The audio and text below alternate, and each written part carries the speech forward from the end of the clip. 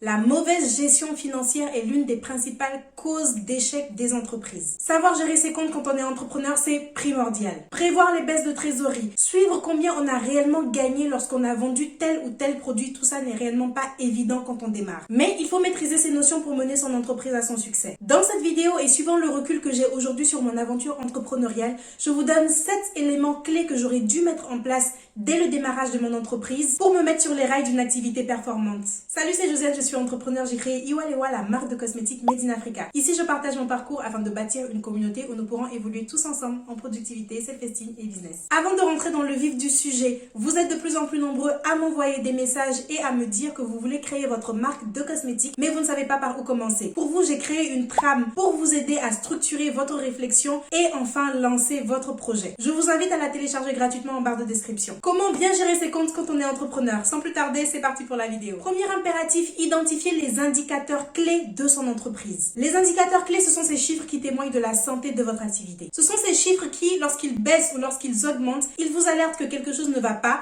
Et si vous ne voulez pas mettre la clé sous la porte dans 3 mois, 6 mois, il va falloir régler ça. Comme chaque entreprise est différente et a une activité qui lui est propre, les indicateurs clés ne seront pas les mêmes pour tout le monde. Donc, vous devez chercher dans vos comptes quels sont les chiffres que vous devez scrupuleusement surveiller. Mais gardez en tête que cette recherche, elle se fait tout au long de votre parcours. Vous n'aurez pas la réponse au jour 1 de la création de votre entreprise. C'est normal puisque vous débutez, donc vous allez affiner votre suivi au fil du temps. Mais pour vous donner une idée générale, au démarrage, les chiffres qu'on recommande de surveiller sont votre trésorerie, c'est l'argent disponible sur vos comptes à un instant T. C'est le solde de votre compte courant, quoi. Non seulement vous devez surveiller ce montant, mais vous devez également surveiller et prévoir son évolution à au moins 6 mois. Comment vous faites ça? C'est en tenant un tableau avec le solde de votre compte et en vous projetant dans les mois futurs. Vous imaginez en disant, je sais que dans 6 mois, je vais devoir réapprovisionner mon stock, donc je sais que je vais devoir payer telle somme à tel fournisseur. J'inscris cette somme dans mon tableau et je regarde comment est-ce que mon solde de compte évolue. Ça me permettra de voir si dans 6 mois, avec toutes les dépenses que j'ai listées, je suis dans le rouge ou pas. Second élément à surveiller également, votre marge brute. La marge brute, c'est ce qu'il vous reste lorsque vous avez vendu votre produit et payé toutes vos charges. Je vous donnais cet exemple dans la vidéo comment fixer le prix de vente de son produit cosmétique.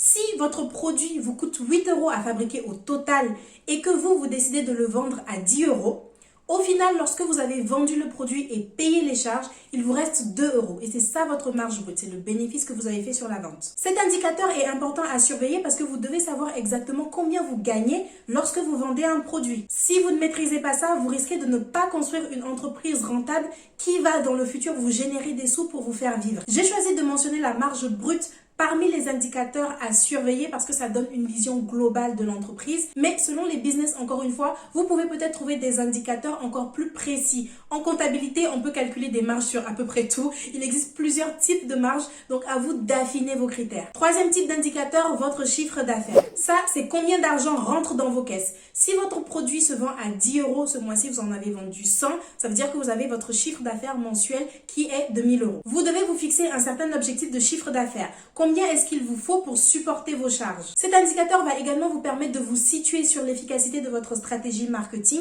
et s'il faut la rediriger si nécessaire. Autre type d'indicateur, votre stock. Là, je vais clairement parler d'un paramètre spécifique à un certain type d'activité. Tout le monde ne gère pas de stock de produits, mais pour ceux qui le font, je trouve que c'est un paramètre quand même qu'on oublie souvent de mentionner. Pourquoi, selon moi, c'est important d'y prêter attention? D'une, parce que c'est ce que vous vendez, donc il faut que vous sachiez quand est-ce que vous devez vous réapprovisionner. De deux, parce que le stock de votre entreprise, ça fait partie de vos biens. C'est une de vos richesses. D'ailleurs, pour votre bilan comptable, vous devrez fournir des informations sur le stock, donc soyez rigoureux sur le suivi. Lorsque vous offrez un produit à quelqu'un pour une raison X ou Y, ça doit être noté. Les entrées, les sorties de stock, tout doit être mentionné en précisant la date. Seconde étape, maintenant que vous avez identifié vos indicateurs clés, vous devez les suivre avec beaucoup de rigueur. Et cela requiert quelques bonnes pratiques. D'une, se fixer un jour de consultation de compte obligatoire. Je vous l'ai déjà dit en live, moi je m'impose désormais un jour de comptabilité ou de gestion financière obligatoire. Avant, je gérais mes comptes quand je pouvais ou quand la situation devenait critique. Je me disais, bon, je vais faire ça un jour de la semaine selon mon emploi du temps.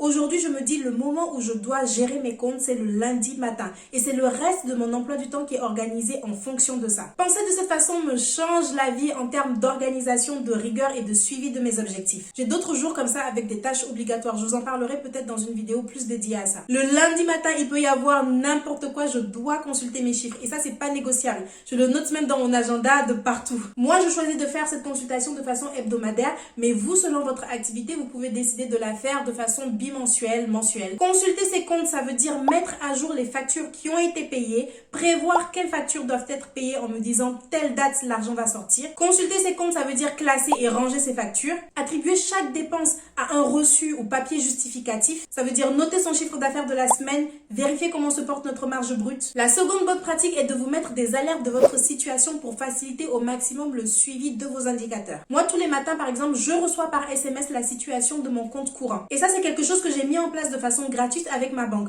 Donc, explorez toutes les possibilités, tous les services en gestion financière que peut vous offrir votre banque, votre cabinet d'expertise comptable également. Demandez-leur ce qu'ils proposent à des entrepreneurs comme vous pour les aider à piloter leur entreprise et ils vous détailleront leur offre. La troisième bonne pratique est de ne pas vous laisser plonger dans le déni. Dans le cycle de vie d'une entreprise, il arrive très souvent que la trésorerie soit au plus bas, que plein de frais imprévus surviennent, que ce soit compliqué. J'ai souvent assisté à des conférences données par des entrepreneurs plus expérimentés et ils racontent souvent que leur entreprise a failli mourir plusieurs fois. Frôler la mort pour une entreprise, il faut que vous sachiez que c'est réel, ça arrive. Aucun parcours n'est parfait, aucun parcours n'est linéaire. Mais ce qu'il faut que vous reteniez, c'est que tout problème a une solution. Mais pour trouver ces solutions, il convient déjà que vous regardiez votre situation en face, que vous regardiez vos difficultés en face, que vous réfléchissiez dessus afin de trouver comment les régler. Si vous ne savez pas avec exactitude contre quoi vous vous battez, vous avez déjà perdu d'avance. Voir le solde de son compte diminuer, la trésorerie baisser, ça c'est quelque chose qui fait très peur.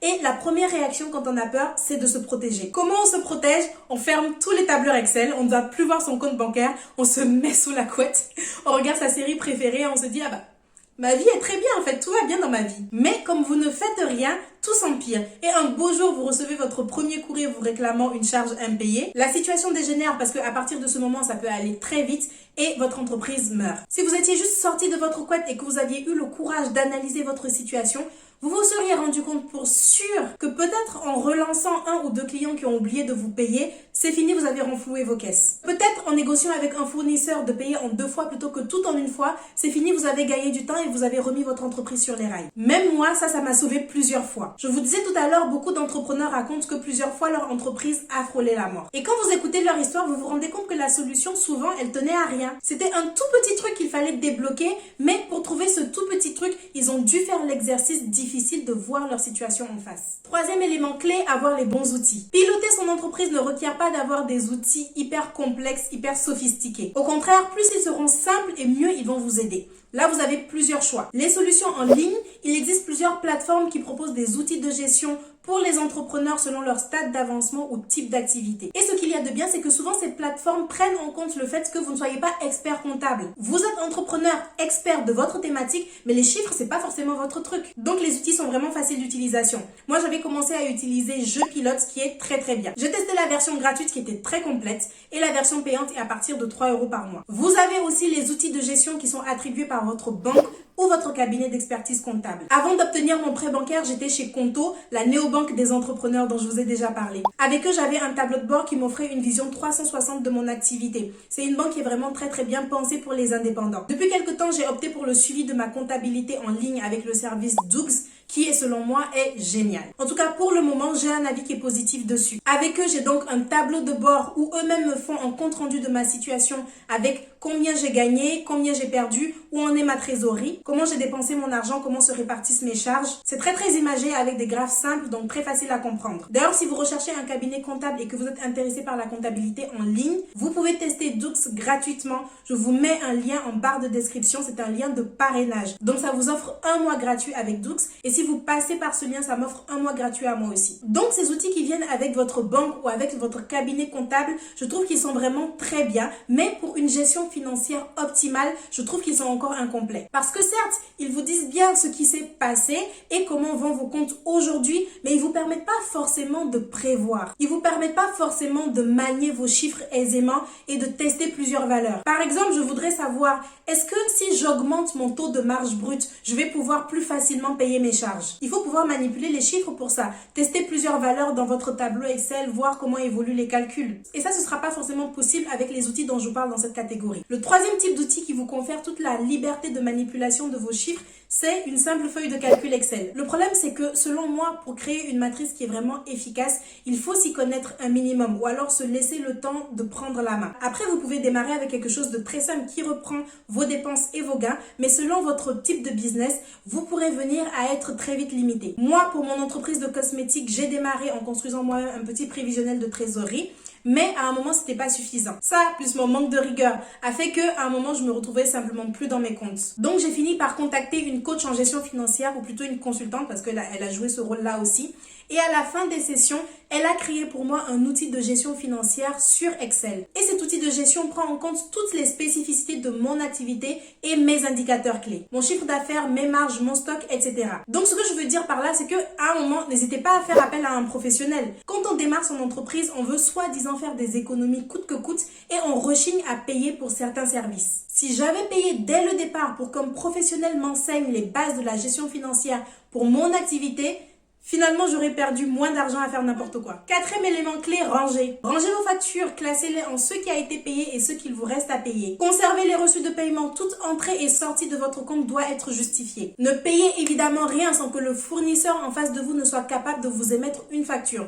Vous pourriez faire l'objet d'un contrôle fiscal. Et surtout, ce rangement-là, faites-le au fur et à mesure, sinon vous vous retrouvez vite débordé. C'est pas que vous êtes obligé de tout noter à la minute, c'est tout l'intérêt que j'ai moi à avoir un jour de la semaine qui est dédié à la mise à jour de ma comptabilité. C'est là que je classe toutes les factures numériques. Par contre, si vous avez payé quelque chose qu'on vous donne un reçu papier, là, n'attendez pas, scannez-le tout de suite parce qu'un tout petit papier, c'est très vite perdu. Puis l'écriture peut même s'effacer avec le temps parce que l'encre part. Il y a maintenant des applications qui vous permettent de scanner directement les documents sur votre téléphone ou alors prenez juste une photo. Si vous ne faites pas ce rangement-là au préalable, il arrive un moment où vous ne retrouvez plus vos factures, le bilan annuel arrive, là vous devez tout rechercher. Pour l'avoir vécu, c'est vraiment pas cool. Cinquième élément clé, anticiper. J'ai mis du temps à savoir faire ça. Au démarrage, ce n'est pas si évident parce que souvent, pour anticiper que quelque chose va se passer d'une certaine façon, il faut déjà être au courant que ça peut se passer d'une certaine façon. Et comme la première année on débute, on n'est pas au courant de tous les cas de figure possibles. Moi, il m'est arrivé des choses que je ne m'imaginais même pas. Je ne savais même pas que c'était possible. Et à la fin, on me disait, mais Josiane, il faut que tu sois plus prévoyante. Ok, sauf que c'est l'expérience aussi qui confère cette vision panoramique, on va dire, de notre situation. Je trouve que ça reste difficile de prévoir ce qu'on ne connaît pas. Donc, il est important de bien apprendre de vos erreurs et d'en tirer des leçons qui, elles, vont vous permettre d'anticiper à l'avenir. Vous allez pouvoir prévoir des plans B, plan C, plan Z, mais au début, soyez quand même indulgent avec vous-même parce que c'est quelque chose qui vient progressivement. 6. Bien choisir son accompagnateur financier. Moi, si je devais retourner en arrière pour choisir le cabinet d'expertise comptable qui m'accompagnerait, je poserais les questions. À quel service ai-je droit exactement? Est-ce que c'est juste de la tenue de comptabilité pure ou alors je peux venir poser mes questions de temps en temps? Si oui, est-ce que c'est en illimité ou alors quel est le quota finalement d'entretien que je peux avoir? Comment se passe le suivi? Est-ce qu'on fait des petits points trimestriels, mensuels de ma situation? Quelles sont les ressources disponibles pour m'informer moi en tant que dirigeant? Y a-t-il des outils pour m'aider à mieux gérer mes comptes? Et en plus de ces questions, je dirais avec toute transparence que je suis débutante, je n'y connais rien, donc je vais avoir besoin d'aide. Je rechercherai les avis d'autres personnes pour savoir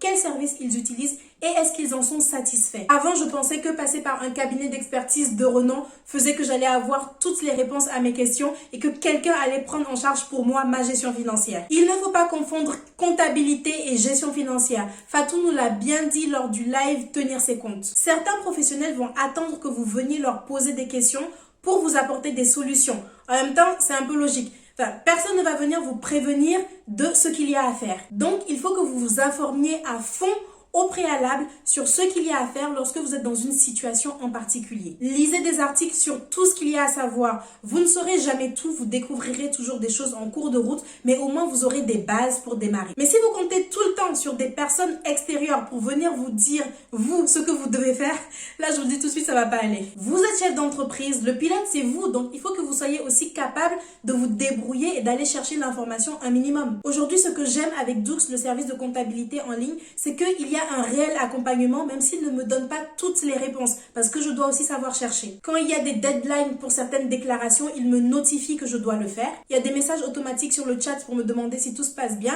et il y a également des webinaires. Septième élément clé, budgétiser. Au cours de votre aventure entrepreneuriale, vous allez avoir beaucoup de propositions intéressantes. Vous verrez des opportunités partout, vous allez avoir envie de mettre de l'argent dans le but que ça vous rapporte le double. Et c'est normal, vous êtes entrepreneur, c'est comme ça qu'il faut jouer. Mais ne vous perdez pas, il faut que vous sachiez à l'avance combien vous êtes capable de mettre sur la table pour tel ou tel projet, jusqu'où vous pouvez aller. Combien vous pouvez dépenser sans affecter votre rentabilité. Et une fois que vous avez défini de cette façon votre budget, suivez vos dépenses. Combien il vous reste et ce que vous avez dépensé vous a rapporté quoi ou combien. Ça va aussi beaucoup vous aider à affiner votre stratégie. Et c'est la fin de cette vidéo. Je vous remercie d'avoir regardé. J'espère qu'elle vous sera utile. Je vous rappelle que vous pouvez télécharger gratuitement via le lien en barre de description une trame vous permettant de structurer votre réflexion et enfin créer votre marque de cosmétiques. Abonnez-vous pour ne pas manquer d'autres vidéos de ce type. Je poste tous les mercredis et les dimanches. Donc d'ici là, je vous dis à dans quelques jours. Ciao!